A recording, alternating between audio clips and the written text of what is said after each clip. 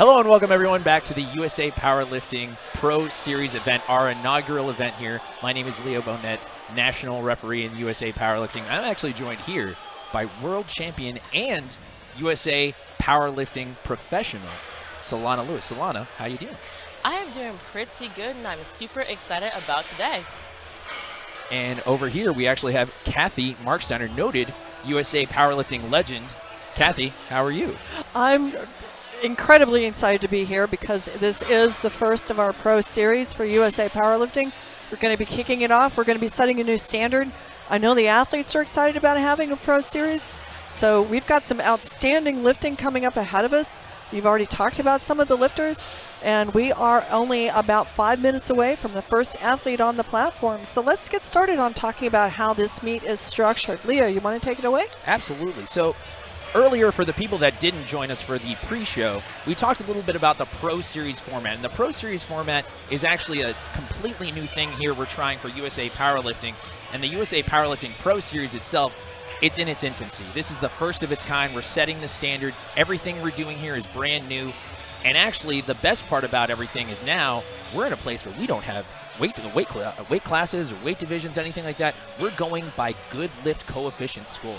This is actually something that we're going to be actually getting rid of moving on next year. We're going to be moving on to the dot score formula. But between now and then, we're going to be doing the good lift score formula here, meaning that you're going to have Wade Williams competing against Jen Thompson, Samantha Calhoun going against BOBB Matthews. You're going to have Austin Perkins going against like Samantha Calhoun. All these things, it's going to be such an unbelievable event. What do you think about competing in something like this, given that you're a professional?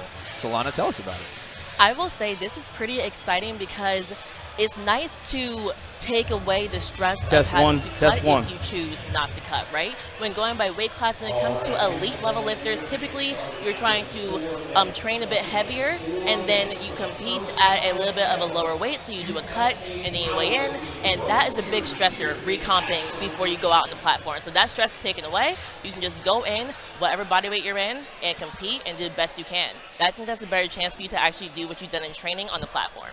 Absolutely. And what do you think about the Pro Series format, Kathy? I know you had a lot of thoughts about it. I had the opportunity to talk with Justin Rogers yesterday afternoon before everything really kind of got started. And he said, and I think that this mirrors what a lot of the athletes are thinking. They're excited about this. They like the fact that we are elevating our elite lifters. We're recognizing those first through thirds, that we are setting them up. There is definitely a lot of money moving forward that's going to be on the line and available. And everyone knows that for the most part, this has been a hobby sport. And we are looking forward to recognizing those outstanding performances. And we have got many of those athletes today. Absolutely. And let's talk a little bit about that money. Actually, we have a payout coming to all of our best lifters, all of our top fives. We have a breakdown here in front of us, $10,000. $10,000 is going to our winner, our best lifter today. Second place is going to get $5,000, third place $2,500, fourth place is going to get $1,000, and our fifth place lifter is going to get $500. Now, I know Saber, being as a lifter who's actually competed in one of his meets, he gives away plenty of money. He's not one of those to shy away from giving away money at these kinds of meets, but this is something completely different. This is something that we've never seen before, so I'm really excited to be able to see what he does moving forward. I know these lifters have all been excited. They've all been posting every week, every day leading up to this meet, and I know all the coaches are also really excited to game this strategy.